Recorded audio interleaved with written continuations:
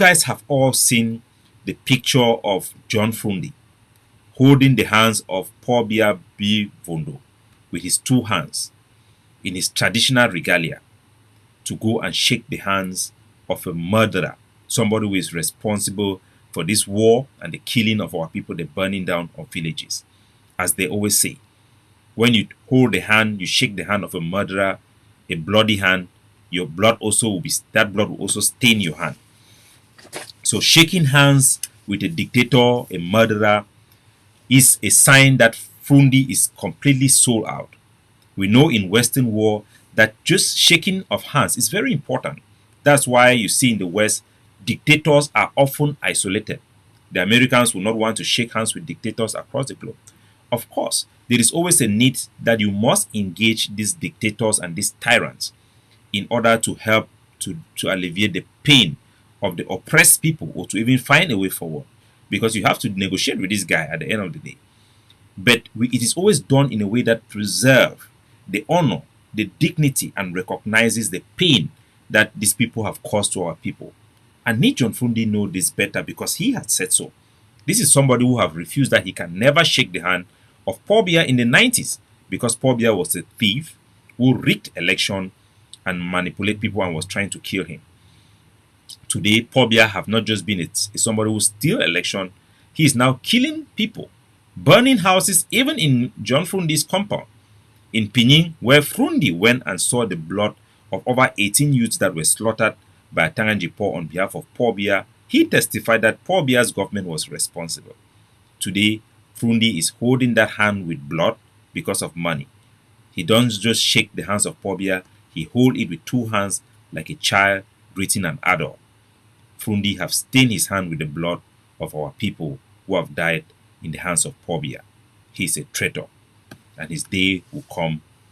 He is not an honorable person. John Fru Ndi is a disgrace to Ambazonia, and our people should know that. It's an Ambazonian called Paul Mingo Ghogomu. Mr. Ghogomu, who is an Ambazonian born from Mbambalang in Dop.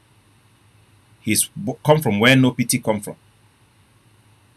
This Mr. Ghogomu, he was the head of the what they call the ad hoc committee that was created by Paul Biya to go and negotiate with the consortium.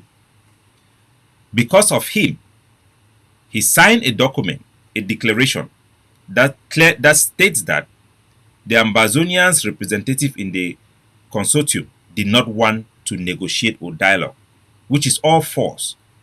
They just wanted to negotiate as a group, because now you have the lawyers, civil society coming in together from all across Ambazonia. They just wanted not to be negotiated. They don't want to be separated, and teachers have their own negotiations separately.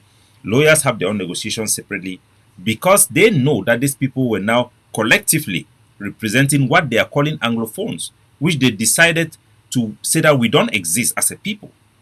So because we wanted to negotiate and present our problem to them, respecting the order, the constitutional order of La Republique, we are protesting within the system.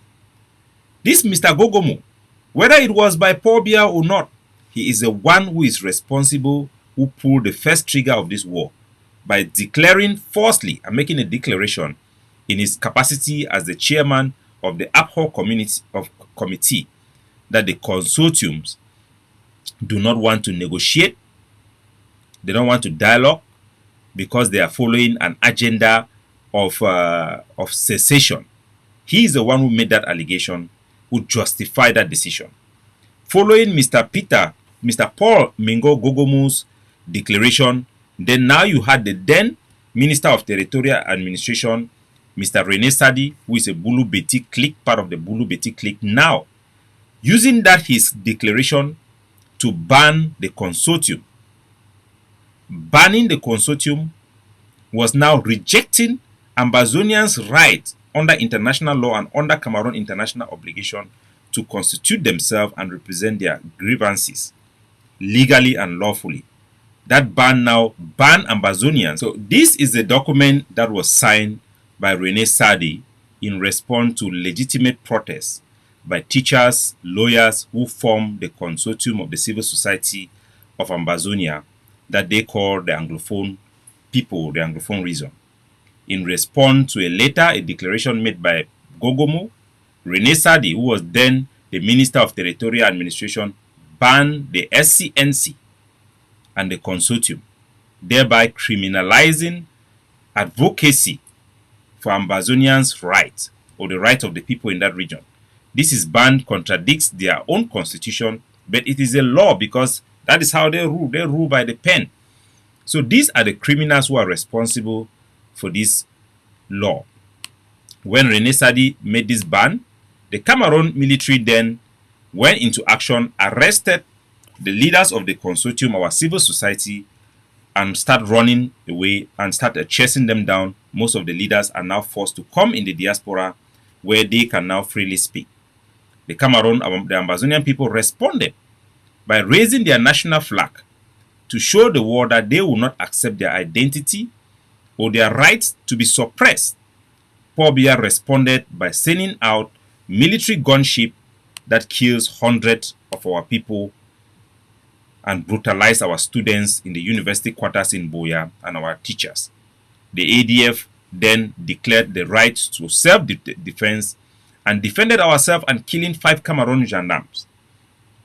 Paul Biya, who had ignored the killing of Ambazonian civilians by his military in their hundreds because of the death of now 5 of his own forces who were killed by the invocation of self-defense, now decides to declare war. Policiers, je voudrais présenter mes condoléances aux familles éprouvées, ainsi qu'à nos vaillantes forces de défense et de sécurité.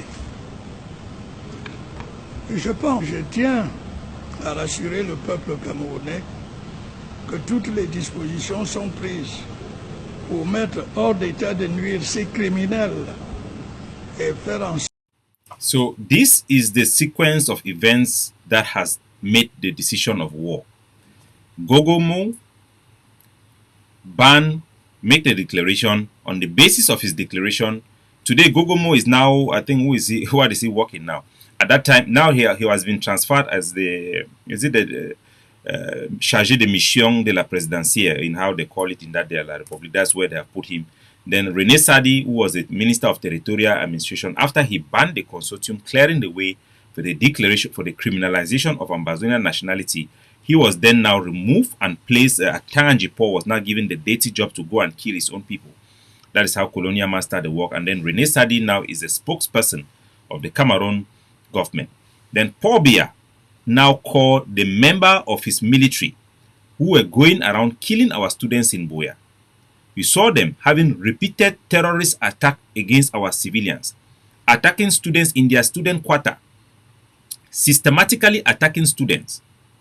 It wasn't random, it was systematic.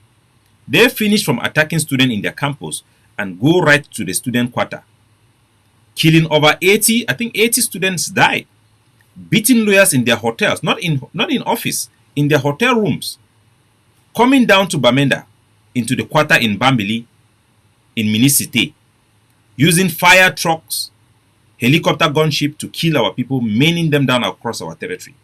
The life of those civilians who were protesting with peace plan right in front of the governor's office in Bamenda was not valued by Paul Biya.